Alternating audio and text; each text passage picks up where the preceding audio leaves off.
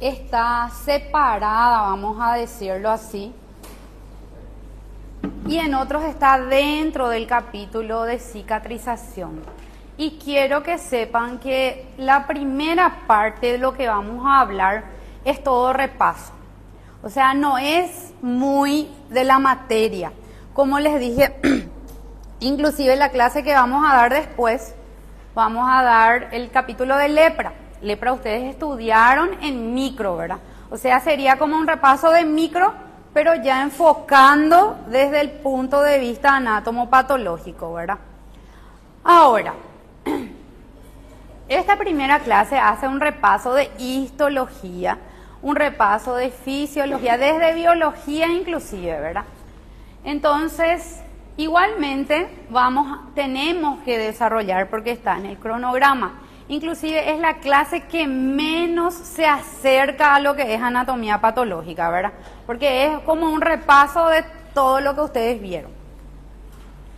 Entonces, aquí nos dice que el proceso de regeneración es restitución de tejidos perdidos y curación implica restaurar estructuras originales, pero implica depósito de colágeno y formación de cicatriz. Y allí nos da 3 tejidos que tienen esa capacidad regenerativa.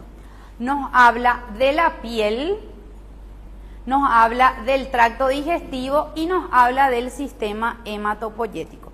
Si ustedes estos empiezan a pensar, a recordar, la piel misma se recambia según histología cada 28 días más o menos. Entonces cada 28 días más o menos nosotros vamos a ver cómo que se va descamando nuestra piel, ¿verdad? Es algo bien visible ante nuestros ojos, ¿verdad?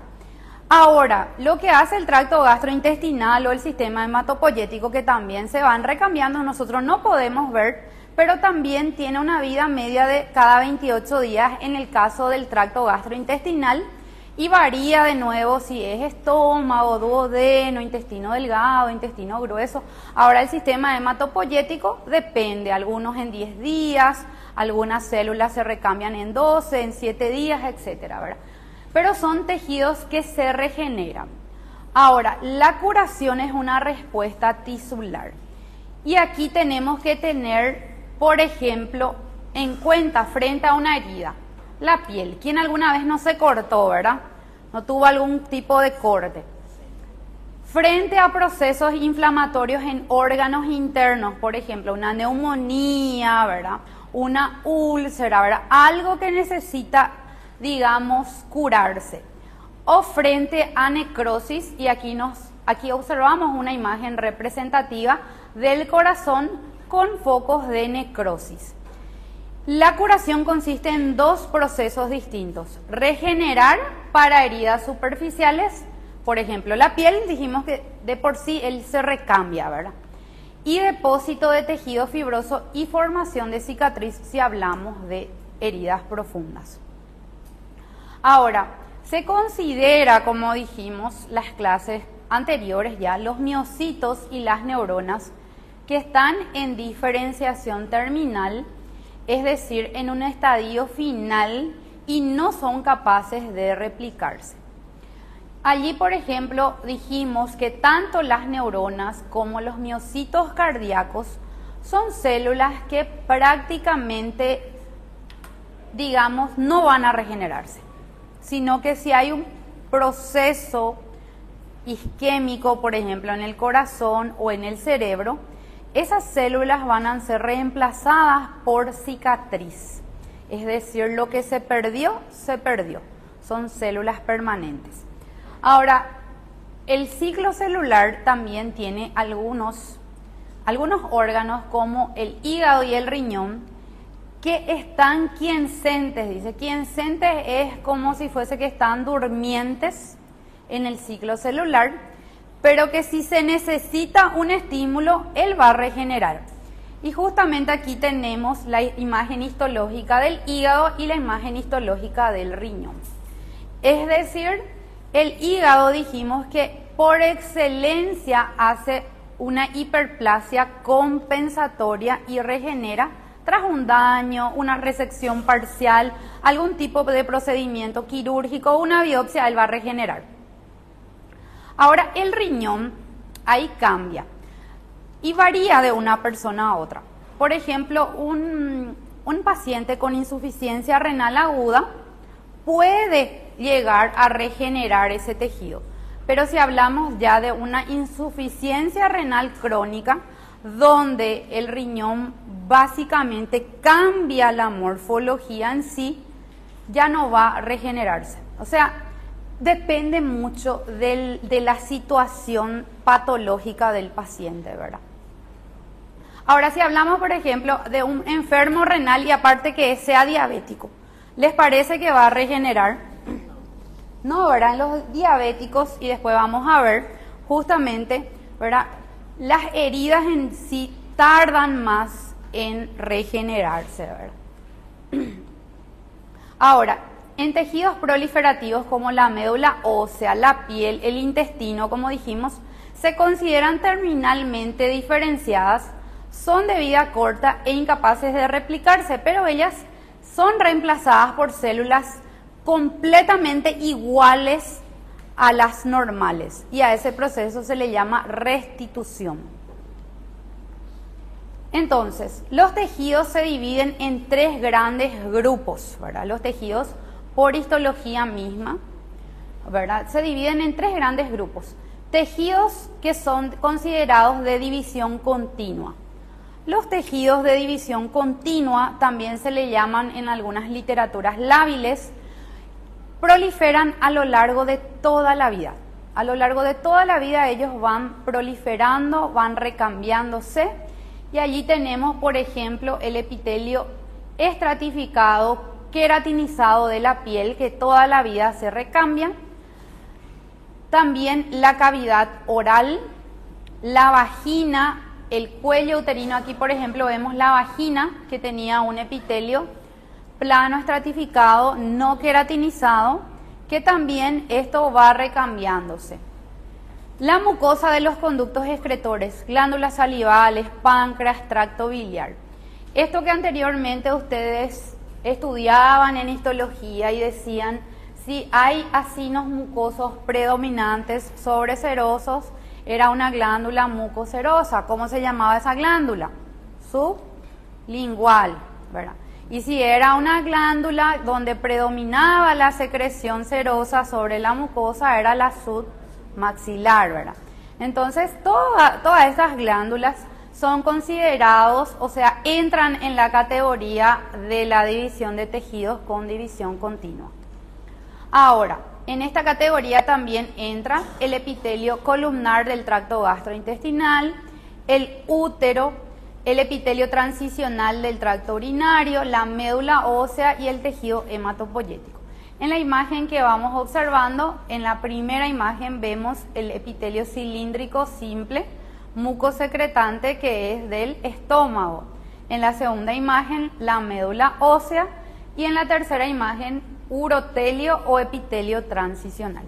Ellos entran también en la categoría de tejidos que se dividen, ¿verdad? Ahora, los tejidos quiescentes o estables tienen un bajo nivel de replicación.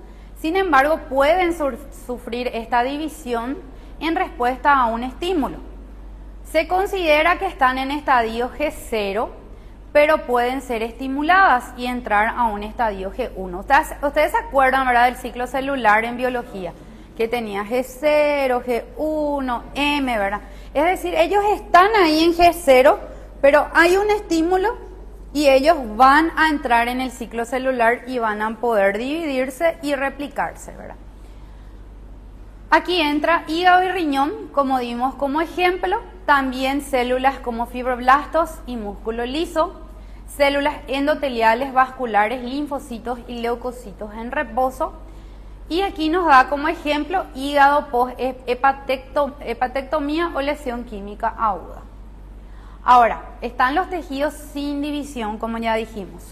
Aquellos que prácticamente contienen células que abandonaron el ciclo celular. Si abandonaron el ciclo celular, significa que ellos ya no van a poder hacer ese circuito de G0, G1, G2, M, ¿verdad?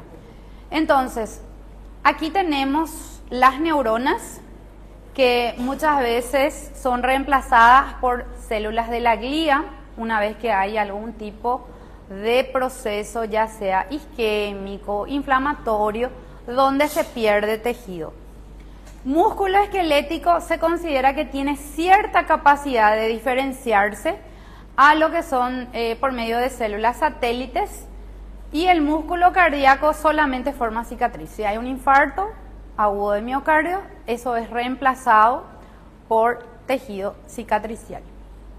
Ahora, esta parte les va a sonar muy familiar porque habrán dado en biología, tocaron otra vez en histología, y nos habla de los componentes de la matriz extracelular.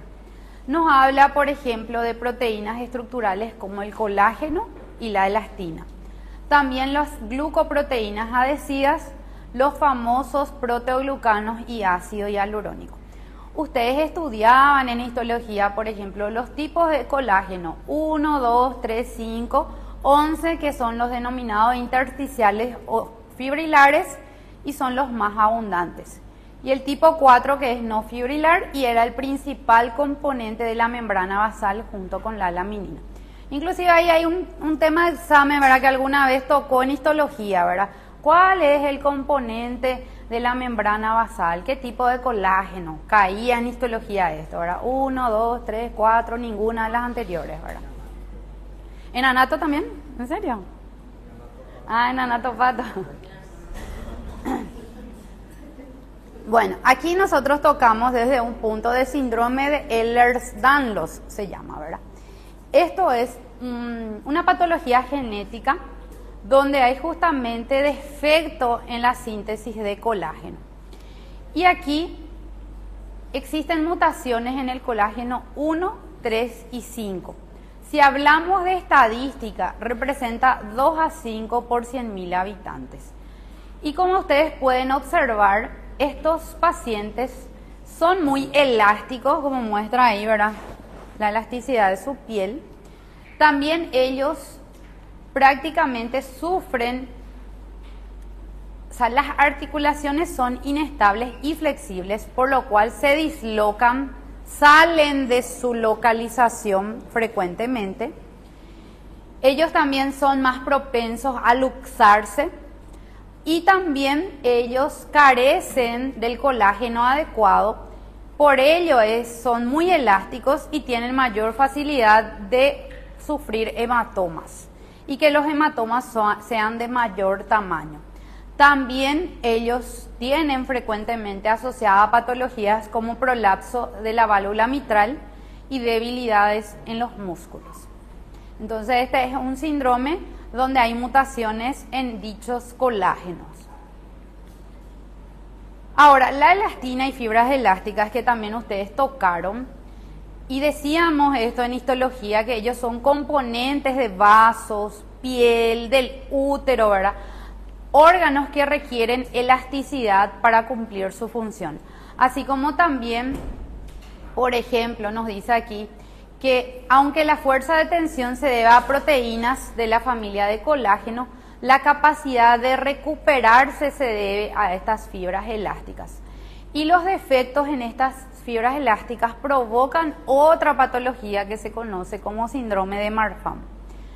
En este caso también es una enfermedad hereditaria, es autosómica dominante.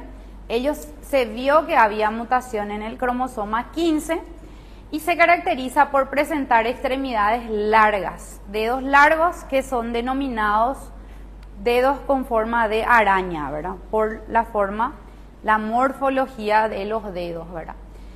Ellos también tienen un tipo de tórax que se le conoce como tórax en embudo. Cuando ustedes vean en semiología van a estudiar, por ejemplo, los tipos de tórax, los tipos de facies, ¿verdad?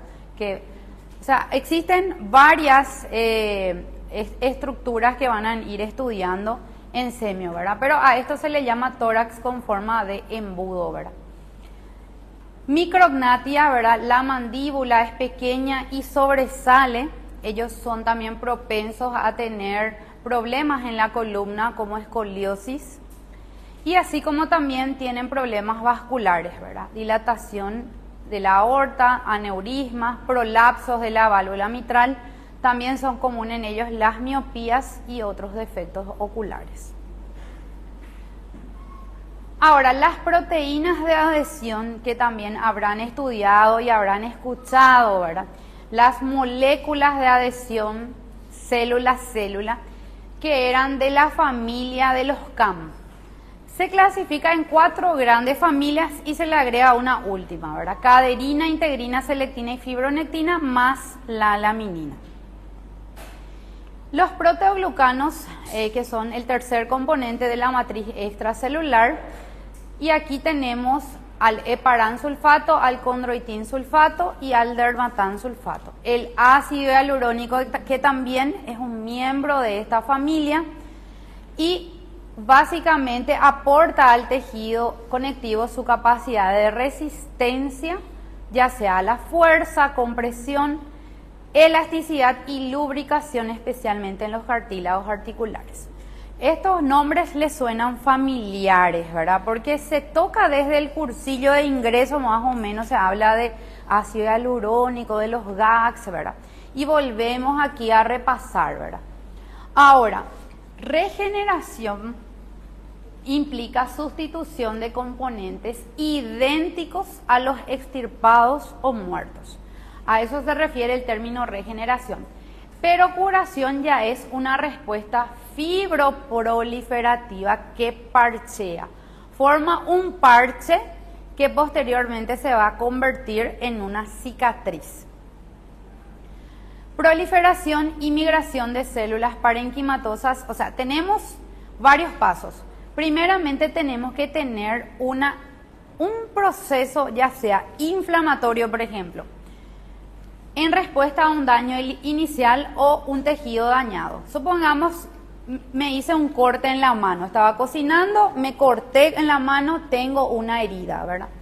Entonces, primeramente, esa herida sería el gatillo inicial para que inicie el proceso de restitución o regeneración y tengamos una proliferación y migración de células del tejido conectivo. Para todo proceso inflamatorio o corte, por ejemplo, vamos a usar el corte de ejemplo, necesitamos nuevos vasos. O sea, tiene que haber una neovascularización. Tiene que haber síntesis de esas proteínas y depósito de colágeno. Tiene que haber remodelado, contracción de la herida y resistencia de esa herida. ¿Qué significa eso? Si yo tengo, por ejemplo, demasiado colágeno, ¿les parece que la cicatriz va a ser perfecta? No, ¿verdad? Y ahí justamente, ahí recién vamos a entrar en el mundo de patología, ¿verdad? Ahí vamos a tener las cicatrices hipertróficas o queloides. Y si tengo, por ejemplo, muy poco colágeno, se tienen las cicatrices de tipo atróficas. ¿Entienden? O sea, nada en exceso es bueno ni en falta, ni en escasa cantidad, ¿verdad? Entonces, angiogénesis, ustedes definían en histología como que ocurre a partir de los angioblastos y esto ocurre por un proceso llamado vasculogénesis. En el adulto, la formación de vasos se conoce como angiogénesis o neovascularización y anteriormente se pensaba que un vaso se ramificaba y que ahí nacía otro vaso. Después se vio que en realidad se demostró que ocurre un reclutamiento de células endoteliales progenitoras que van a encontrar en el libro con la sigla CPE a partir de la médula ósea hasta el sitio de daño. Si yo me corté en la mano, hasta ese sitio migran para que ese tejido se pueda sustituir. La angiogénesis a partir de células precursoras endoteliales tiene dos sistemas que comparten, ¿verdad? Células madres hematopoyéticas y angioblastos. Los angioblastos, más bien, como dijimos, ocurren durante el periodo embrionario, donde, por ejemplo, ellos proliferan y dan lugar a arterias, venas y linfáticos. Ahora, si hay un daño, ya sea, como usamos de ejemplo, un corte, y por eso dice, hoy día se ha establecido que es a partir de las células progenitoras endoteliales a partir de la médula ósea para iniciar la angiogénesis.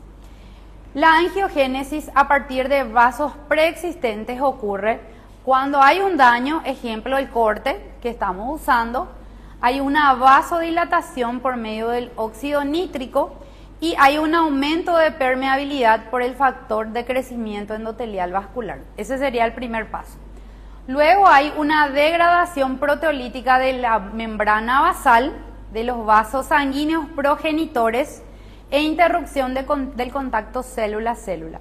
Es decir, hubo un daño, hubo un corte, se interrumpió esa unión célula-célula. Migran las células endoteliales a partir de la médula ósea, dijimos, hacia ese estímulo angiogénico, proliferan, maduran y reclutan a más células, incluyendo los pericitos para vasos pequeños y células musculares lisas para vasos mayores. Pericitos, ¿se acuerdan que eran en los vasitos más pequeños? En cambio, si hablábamos de arterias, ¿verdad?, dependía ya del músculo liso. Esta es una hipótesis que también se presentó, ¿verdad?, donde decían que a partir de un daño, cuando hay un daño, un corte, por ejemplo, ¿verdad?, primeramente se formaba una yema vascular desde un vaso preexistente, luego venían las células endoteliales y los pericitos hasta formar el vaso maduro.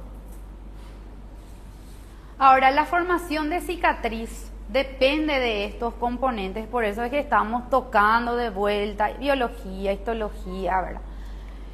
Migración y proliferación de fibroblastos hacia el lugar de la lesión. Depósito de proteínas de la matriz extracelular elaboradas por células inflamatorias y el remodelado tisular con la formación de cicatriz. Ahora, la migración de fibroblastos, ellos dependen de un factor de crecimiento endotelial vascular que va a favorecer la angiogénesis.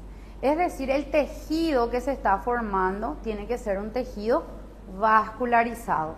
La migración de los fibroblastos depende de factores de crecimiento, como el factor de crecimiento transformador beta, el factor de crecimiento de plaquetas, el factor de crecimiento endotelial, el factor de crecimiento fibroblástico, las citoquinas, las interleuquinas y el factor de necrosis tumoral.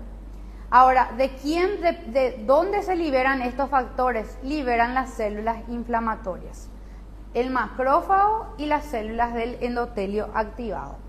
Ahora, el depósito de matriz, los fibroblastos son los que van aumentando de manera progresiva, son las células estrellas de la cicatrización, o sea, se necesita de fibroblastos para que haya una cicatriz, ¿verdad? Y generalmente la síntesis de colágeno por esos fibroblastos ocurre en el día 3 al día 5. Ahora, el remodelado se le llama remodelado al reemplazo del tejido de granulación por la cicatriz. El tejido de granulación es un tipo de tejido conectivo que sería el tejido previo, el tejido que está antes de formar la cicatriz. Y tiene que haber un equilibrio entre la síntesis de los componentes de la matriz, la degradación de tejidos dañados de esa zona, para que se pueda tener el famoso remodelado tisular y formación de cicatriz. Entonces, si hablamos de una herida, hablamos que primeramente esa herida va a desencadenar una inflamación precoz y una inflamación más tardía. Se va a formar el tejido de granulación, que es un tipo de tejido conectivo, que sería el tejido previo a la cicatrización. Se va a reepitelizar ese tejido, se contrae la herida, hay depósito de componentes de la matriz extracelular y remodelado. Ahora, ¿en qué capítulo ustedes van a volver a tocar? Esto van a volver a tocar cuando entren en el capítulo de cirugía. Porque en cirugía se dividen los tipos de cicatrices, por ejemplo, ¿verdad? Y nos habla de las cicatrices de primera intención y de segunda intención. Las heridas cutáneas, sobre todo, hablando de esto, exige regeneración tisular y formación de cicatriz. Ahora, según la naturaleza y tamaño de la herida, se habla de cicatriz de primera o de segunda intención. Y es una de las primeras clases de cirugía donde se habla de los tipos de cicatrices, ¿verdad? La curación por primera intención se habla de uno de los ejemplos más comunes sería un corte, una incisión quirúrgica donde muchas veces tenemos un corte y es pequeño y para, ¿verdad? Solo el sangrado. Pero si el corte es mayor, como en este caso, vamos a necesitar una sutura, ¿verdad? Para poder aproximar los bordes. A este proceso se llama curación de primera intención. Esto es una herida limpia, es decir, una herida que no está infectada. Yo me corté cocinando, por ejemplo, ¿verdad? Entonces es una curación por primera intención y se le llama limpia, ¿verdad?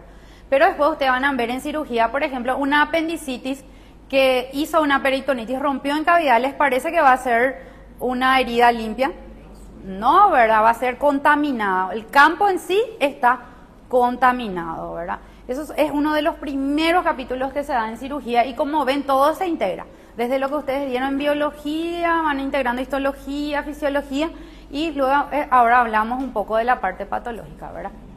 Entonces, ¿qué es lo que ocurre? Nosotros vemos que la herida no para de sangrar, la herida necesariamente necesita hacerse una sutura, ¿verdad? Y aquí hablamos de una rotura focal donde se perdió la continuidad del epitelio en este caso, ¿verdad? Y hubo muerte de células epiteliales. Dependiendo del tamaño de la herida, dependiendo también, digamos, de la profundidad, se van a perder más o menos células con un corte. ¿Cómo? ¿Necrosante? Sí, dependiendo, eso va a depender muchísimo del tamaño y de la profundidad, ¿verdad? La regeneración epitelial es el principal mecanismo de reparación, porque justamente dijimos que la piel se regenera. Entonces esto se va a regenerar, se va a formar un nuevo epitelio. Se forma una cicatriz pequeña, pero la contracción de la herida es mínima. Entonces, el libro del Robbins justamente habla y nos muestra unas imágenes. Esto sería, nosotros vemos clínicamente que hay un corte y que está sangrando la mano, el dedo, ¿verdad? Pero esto morfológicamente la epidermis se separa y se forma un coágulo. Este coágulo gigante yo tengo que intentar por medio de una sutura cerrar la brecha e impedir que siga sangrando, ¿verdad? Por eso nos dice aquí, el estrecho espacio que deja la incisión es ocupado por un coágulo de fibrina que luego va a ser invadido por el tejido de granulación. Y dijimos que el tejido de granulación, ese sí es un nuevo nombre para ustedes. Es un tipo de tejido conectivo que sería previo a la formación de la cicatriz, ¿verdad? Entonces, ¿qué es lo que va ocurriendo con el paso del tiempo? A alguien se le ocurrió ver qué pasaba con los neutrófilos, con cada una de las células en cada uno de los días del proceso de cicatrización. En las primeras 24 horas, la zona de la incisión, imagínense que este es el epitelio, la epidermis, ¿verdad? Este sería la zona del corte, ¿verdad? El coágulo. Y en las primeras 24 horas, las células que llegan son los neutrófilos. Recuerden que el proceso inflamatorio agudo, las células estrellas eran los neutrófilos. Entonces los neutrófilos son los primeros que llegan. Posteriormente a esto se vio que en la capa de la epidermis, ustedes si se acuerdan, la epidermis tenía sus capas. Teníamos el estrato basal, ¿verdad? El estrato espinoso, que era la segunda capa, o estrato de Malpighi, el estrato granular, el estrato lúcido, si era piel gruesa, ¿verdad? Y el estrato córneo o estrato de queratina. Entonces se vio que en la primera capa, que justamente se llama estrato basal o germinativo, había mitosis, es decir, las células de la capa basal lo que hacen es restituir, ¿verdad? Se dividen por mitosis y va restituyendo ese tejido donde hay necrosis, donde hay muerte, donde hubo el corte. En las 24 a 48 horas se vio, por eso aquí nos muestran neutrófilos que están ya en el margen de la herida y las células, aquí dice mitosis, que las células ya se van dividiendo por mitosis. Ya pasando 24 a 48 horas, las células epiteliales empiezan a migrar hacia la dermis, es decir, hacen una migración, hacen como si fuese una costura, van cerrando, ¿verdad? Van cerrando esa brecha, van sustituyendo, van regenerando, ¿verdad? Las células están en la línea media, en esa línea media de la sutura, ya están las células que van creciendo, van proliferando, cuyo objetivo va a ser esto, ¿verdad? Cerrar por completo, regenerar por completo de vuelta. Ahora, después pasado esto, en el día 3, se vio ya que los neutrófilos eran sustituidos por macrófagos. Ya no hay neutrófilos, llegaron los macrófagos para fagocitar, ya sea restos, detritus, todo lo que generó ese proceso inflamatorio agudo, ¿verdad?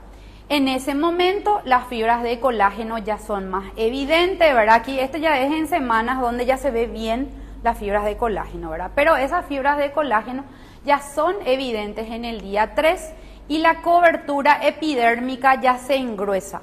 O sea, lo que queremos es que llegar a esto, que la cobertura epidérmica parchee por completo, ¿verdad? Pero en un principio, ya en el día 3 es evidente. En el día 5, la neovascularización es máxima. Es decir, los nuevos vasos están irrigando, están nutriendo para que esa cicatriz, en términos comunes, prenda, para que esa cicatriz funcione, ¿verdad? La epidermis ya recupera su espesor normal, digamos, en esa fase. Durante la segunda semana ya el proceso de colágeno y fibroblastos es intenso e inicia lo que se llama el proceso de blanqueamiento, que quizás no conocían con ese nombre, pero estoy segura que todos tuvieron alguna vez, si tuvieron algún corte, alguna herida, este color sobre la herida. A este color se le llama blanqueamiento. Y esto recién ocurre en la segunda semana, más o menos, de la herida, de una herida que hablamos de curación por primera intención. No hablamos de heridas muy chicas. Por primera intención, recuerden que esto estuvo sangrando y necesita suturar.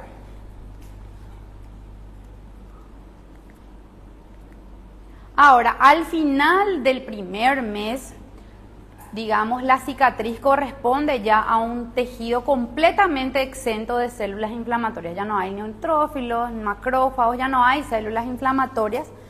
Sin embargo, la epidermis, digamos, ya vuelve a recuperar su espesor, pero si nosotros teníamos, por ejemplo, en esa zona, folículos pilosos, glándulas sudoríparas, apócrinas, écneas, eso se pierde. Eso ya no se recupera. Eso es lo que nos dice. Y la fuerza de tensión de la herida va aumentando con el tiempo. Ahora, la curación por segunda intención ya nos habla cuando la pérdida de célula o tejido es más extensa. Hablamos de heridas amplias. Hablamos de formación de abscesos, úlceras, necrosis isquémicas como infartos. Aquí ya el proceso de reparación es más complejo y combina regeneración con cicatrización. Y aquí mismo, si nosotros comparamos esta imagen, ¿verdad?, que el Robbins nos dibuja, la primera imagen, comparamos este coágulo con el anterior. Aquí, por ejemplo, ven que aquí es mucho más pequeño, ¿verdad? Es decir, necesitamos un coágulo de tamaño menor, necesitamos menos células inflamatorias, necesitamos menos colágeno. Ahora, cuando hablamos de una cicatriz por segunda intención, fíjense que el coágulo mismo es mayor, ¿verdad? La reacción inflamatoria es más intensa, la neovascularización, los nuevos vasos son más abundantes para intentar cerrar esa brecha.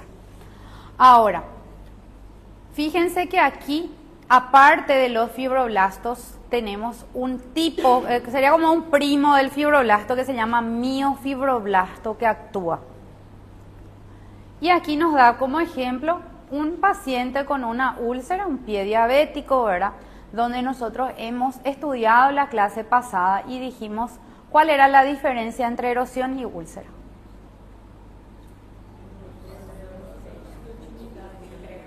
Erosión se perdía el epitelio, ¿verdad? El epitelio en este caso es la piel, la epidermis.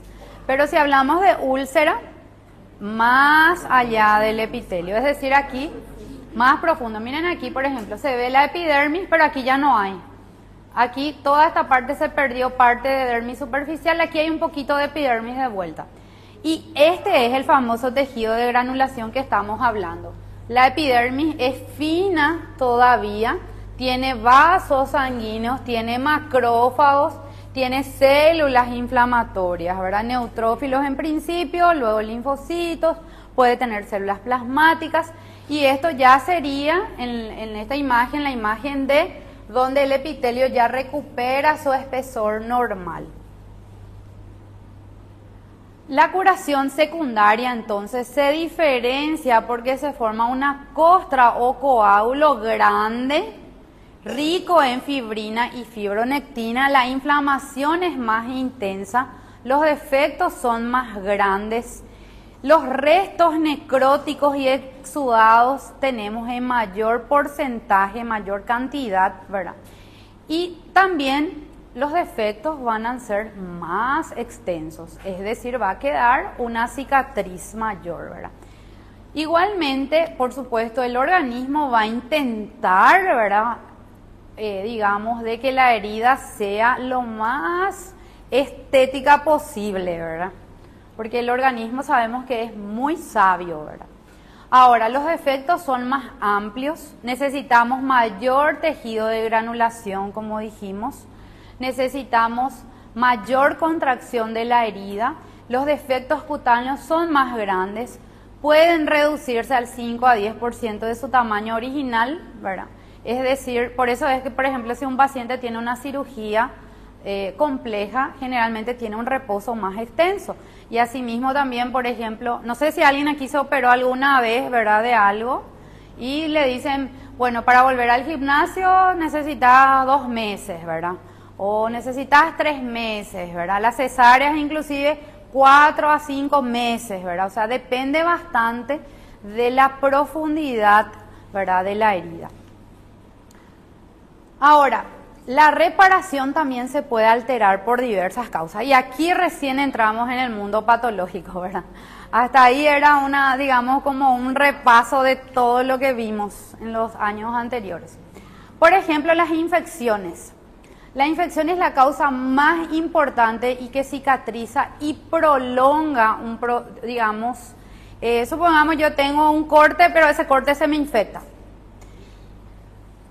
Muchas veces inclusive se tiene que reabrir la herida y volver a suturar, hacer una limpieza y volver a suturar. Entonces generalmente cuando se infecta, eso retrasa bastante la cicatriz e inclusive puede traer cicatrices deformantes o de mayor tamaño al original, ¿verdad? Exactamente. La nutrición tiene importantes defectos también, déficit de proteínas, como por ejemplo la vitamina C, que va a actuar inhibiendo la síntesis de colágeno y retrasando la cicatrización. Pacientes que consumen glucocorticoides, esteroides, por ejemplo. Sabemos que estos esteroides son antiinflamatorios, sí, ¿verdad? Pero su administración, digamos, debilita la cicatriz porque inhibe la formación del factor transformador de tipo beta que habíamos hablado hoy. Y esto reduce la fibrosis.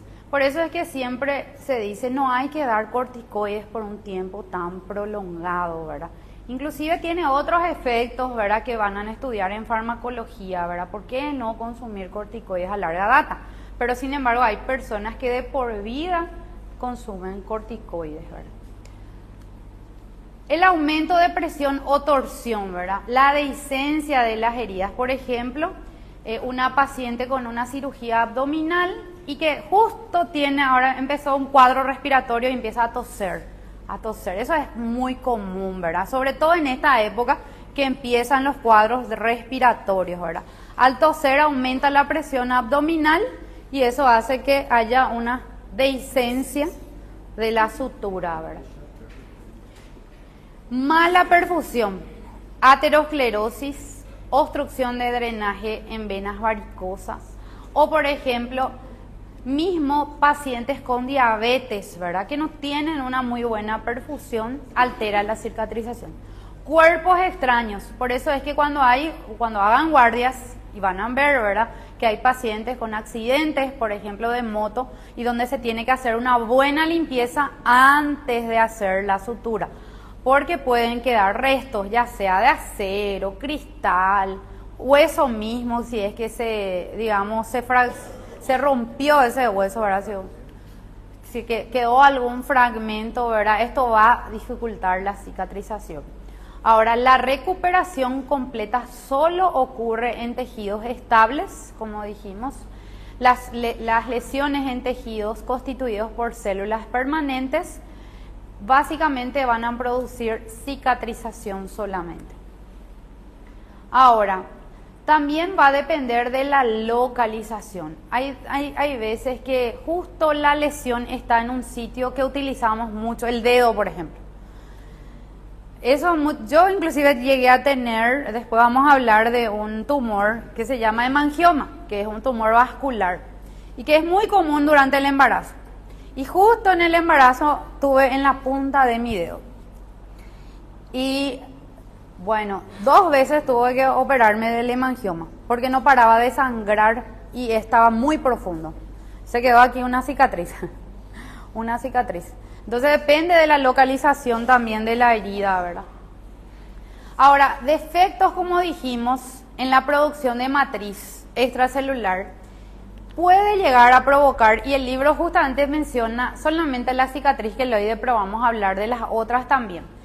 La cicatriz queloide se estudió bastante y se vio que esto tenía predisposición hereditaria y es que era frecuente en afroamericanos, donde la cicatriz queloide normalmente se le llama de sobrecrecimiento. Si la herida medía 2 centímetros, esto va a medir 6, 8 centímetros. Es mucho mayor que el tamaño de la herida. Pero histológicamente solamente vamos a ver que la epidermis va a ser normal, pero en dermis superficial y profunda vamos a ver una cantidad de colágeno abundante. Ahora vamos a empezar a hablar de cada una de ellas. La cicatriz hipertrófica o elevada se forma después de la cicatrización, ¿verdad? Lo que ocurre es que hay una producción excesiva de fibras de tejido conectivo y tiende a sobresalir por encima del nivel. Los factores de riesgo son infecciones y la inmovilización suficiente. Por ejemplo, si nosotros tenemos, y esta es la herida, una cicatriz de sobrecrecimiento sigue el trayecto de la herida, pero digamos sigue el mismo trayecto. Y ahí vamos a ver un ejemplo. Miren, este por ejemplo es una cicatriz de sobrecrecimiento hipertrófica. Supongamos que la herida medía un tamaño de 1 centímetro, mide 3, ¿verdad? Pero sigue el mismo trayecto de la herida. Ahora, la queloide se le conoce mismo como cicatriz de sobrecrecimiento. Se desarrolla un tiempo después de la herida, el motivo es una producción excesiva de tejido conectivo y la cicatriz crece más allá de la herida y sobre la piel sana. Es decir, si esto es la queloide, o sea, si esta era la cicatriz, la queloide tiene un tamaño gigante, ¿verdad? Inclusive invade la piel sana, ¿verdad? Las cicatrices queloides acaban siendo más grandes que la herida original y es más frecuente esto en la raza negra. Se vio que era más frecuente también que tenía predisposición genética. Entonces, esta sería una queloide, ¿verdad? Donde vemos que es una cicatriz bastante mayor y esto es muy común donde se utilizan piercings. Sobre todo a nivel de la oreja, se forma como una masa, parece un tumor, ¿verdad? Y es bastante común. Y lo peor es que se extirpa y tiende a volver a crecer. Y a veces tiene que entrar en una segunda, en una tercera cirugía inclusive, ¿verdad? Nosotros tuvimos pacientes que varias veces se sometieron a cirugía, inclusive la oreja misma deforma, ¿verdad? Ahora, las cicatrices atróficas son las más comunes. En este caso, el tejido cicatricial cubre la herida, pero no produce suficiente cantidad de tejido para cubrir la zona dañada. Las cicatrices atróficas son frecuentes después del acné y la varicela. Estoy segura que conocen estas cicatrices, ¿verdad? Que forman como unos pequeños hoyuelos, ¿verdad? Como unas pequeñas excavaciones. Y esto es ya por falta de tejido conectivo. No hay una cantidad suficiente y se forman este tipo de cicatrices. En algunos pacientes, inclusive, estas cicatrices son de por vida. Por más que la estética está muy avanzada hoy día, ¿verdad? Sabemos que esto hoy día tiene un tratamiento. Lo que años anteriores no tenía ese tratamiento, ¿verdad? Y bueno, hasta ahí es esta primera clase. No sé qué hora es. Sí, sí.